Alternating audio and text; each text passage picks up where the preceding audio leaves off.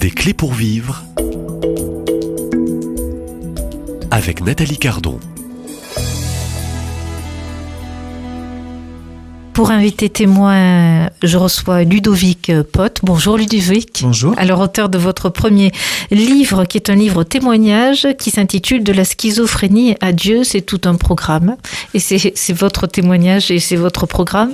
Je vous propose donc de lire un court extrait de page 54. Donc vous écrivez: Puis une voix m'a dit, on va parler des voix, voilà, on va parler des voix. Si tu crois en moi, saute par la fenêtre. J'ai répondu pourquoi. J'aurais dû répondre comme saint Paul sur le chemin de Damas: Qui es-tu pour que je croie en toi? La voix a repris: Quelle est ta plus grande peur?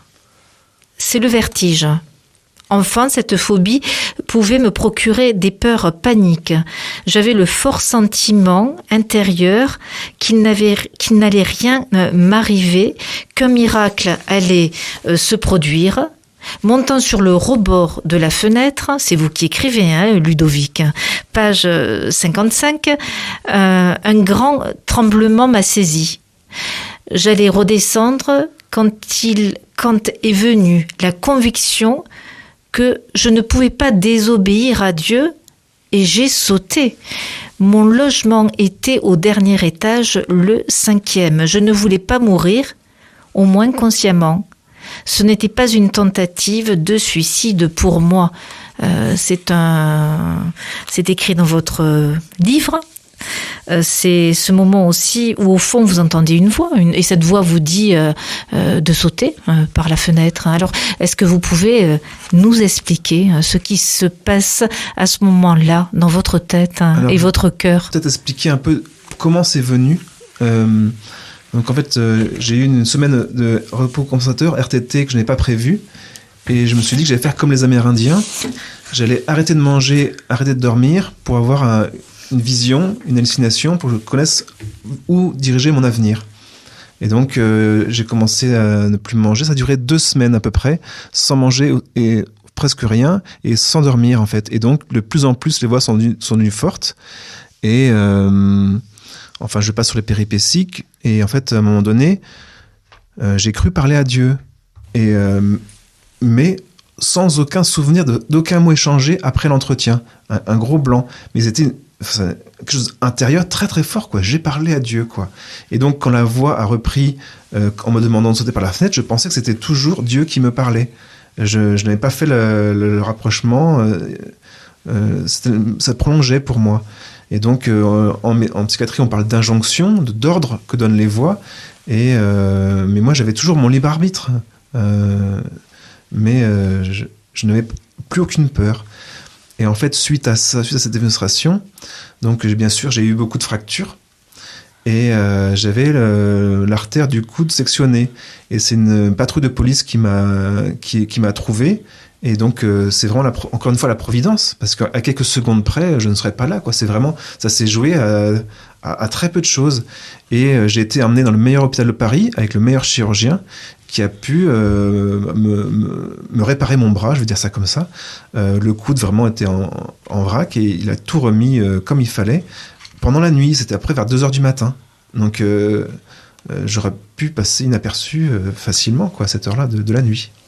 Alors, comment pouvez-vous, avec le recul, avec le temps aussi, en ayant aussi clé en main une compréhension de la maladie aujourd'hui, quand vous revenez sur cet événement très précis de la défenestration d'un 5e étage, où au fond, je dirais, pas la voix de Dieu, mais la main de Dieu était près de vous pour vous protéger, puisque vous auriez pu mourir et perdre la vie, Ludovic. Quand vous repensez très précisément à cet épisode, comment vous relisez cet épisode? Eh bien, en fait, on dit le mal pour un bien, du mal, Dieu en tire un plus grand bien. Et en fait, parfois, j'étais vraiment cassé pour me reconstruire, en fait. Et grâce à cela, j'ai vu mon père pleurer au bord de mon lit en réanimation. Et en fait, je ne croyais pas à son amour. Je ne croyais pas qu'il avait de l'affection pour moi. Et là, j'ai pu sentir vraiment que j'étais aimé, que j'étais aimable, quoi. Et donc, ça a tout changé. J'ai eu des entretiens thérapeutiques avec mes parents et j'ai pu comprendre, en fait, que mon père avait eu une enfance encore pire que la mienne et que moi, c'était vraiment du light par rapport à lui. Et donc, j'ai pu... quand on connaît, on peut aimer. Et donc, j'ai pu apprendre à aimer mes parents, oui. Et donc, mes sœurs m'ont raconté aussi que après cela, les parents restaient plus longtemps au téléphone avec elles. Les liens sont renforcés au niveau familial grâce à cette... Est-ce que les liens se sont pas renforcés pour vous, Ludovic, avec votre père ? Oui, petit à petit, oui. Et donc, parce qu'on on peut lire aussi une blessure dans la relation père-fils, dans ce que vous témoignez maintenant, dans ce moment très précis. En fait, vous sentiez aimable et aimé de votre père, et vous découvriez par la même occasion que ce père avait souffert dans son enfance. Oui. Je n'ai pas compris la question. Cette expérience de défenestration, cette expérience de l'hôpital vous faisait découvrir cet amour du père. Oui, en fait, il avait de l'affection pour moi, mais sa façon de me le montrer, je ne le comprenais pas. Par exemple, il s'inquiétait de mon avenir et donc il venait toujours m'aider pour les devoirs, mais d'une façon à me mettre la pression tout le temps.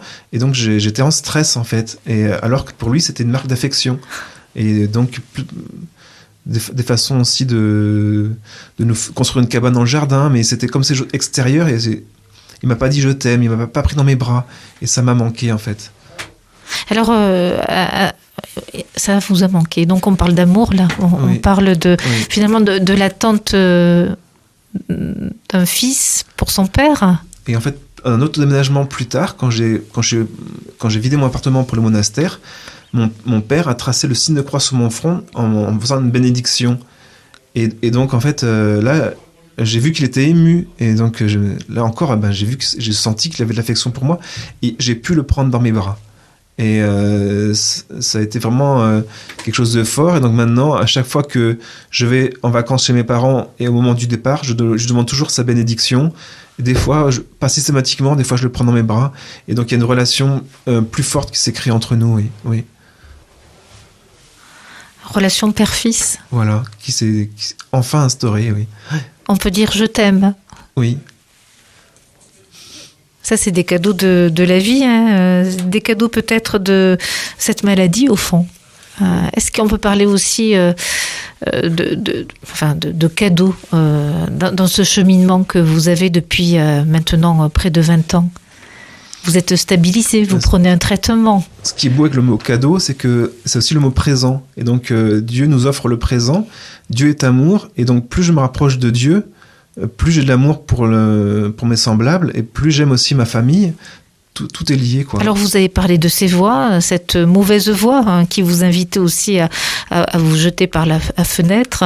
Ce sont les symptômes aussi de la schizophrénie. Vous en êtes où dans l'écoute des voix, Ludovic, aujourd'hui ? Eh ben, je n'ai plus aucune envie d'écouter ce qui est dit. Je sais que les prévisions sont fausses et je n'ai plus aucun intérêt, alors qu'au départ, elles avaient beaucoup de pouvoir sur moi. Et maintenant, c'est peut-être moi qui ai le pouvoir sur elles, parce que des fois, elles viennent m'embêter à la chapelle. Je suis en prière. Et en fait, je me suis rendu compte que en fait, je pouvais prier avec la voix. Donc c'est elles qui avaient les mots de prière, et elles n'aiment pas ça du tout. Donc dès que la prière est finie, elles partent aussitôt. Alors j'avais reçu il y a plusieurs mois, un auteur, témoin, conférencier, que je salue s'il écoute cette émission, Michel Chiron, qui a écrit un livre, Ludovic Pott. J'étais possédée, il entendait beaucoup de voix. Et, il a été possédé avec ces voix qui l'envahissaient pendant près de 9 mois. Rien à voir avec les voix que vous entendiez, Ludovic Pott, parce qu'il y a aussi ces voix et ces phénomènes un peu de cas de possession. Donc j'ai pu écouter son témoignage. On en reparlera certainement demain. En podcast. Je vous remercie d'ailleurs cette possibilité, c'est formidable. Et donc, le problème, c'est quand on commence à obéir aux voix, elles prennent du pouvoir sur nous. Je me souviens qu'une fois, elle m'avait dit « ferme les yeux et ouvre la bouche ». Et donc, je l'avais fait. Et quand on obéit, eh ben, on met le doigt dans un engrenage qui fait qu'on... Ce sont les voix qui vous possèdent. Et c'est elles qui ont du pouvoir sur nous, oui. on donne de l'importance à ce qui n'est pas important. Oui. Parce qu'en fait, le moyen du démon de nous accrocher, de prendre prise sur nous, c'est par la voix, parce qu'il a très peu de moyens, en fait. Alors, j'en parlais pas du démon, c'est vous qui nommez le démon. En fait, je pense que chaque schizophrène est particulier. Je ne sais pas ce qui se passe forcément dans la tête des autres, mais moi, j'ai l'impression, pour moi, que c'est le démon qui essaie de... Peut-être que lui, il sait ce que Dieu m'a dit.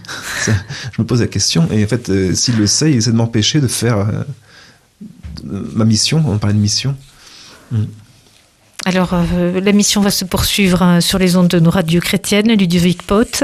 Ceux et celles qui voudraient peut-être découvrir, car il y a très peu de témoignages sur ce thème de la schizophrénie et surtout de la schizophrénie à Dieu. Aujourd'hui, vous êtes habitant de Lourdes, vous êtes stabilisé, vous prenez un traitement depuis 2012, vous vivez en communauté, vous travaillez comme auxiliaire de vie et vous n'entendez plus, du moins, vous rejetez ces voix.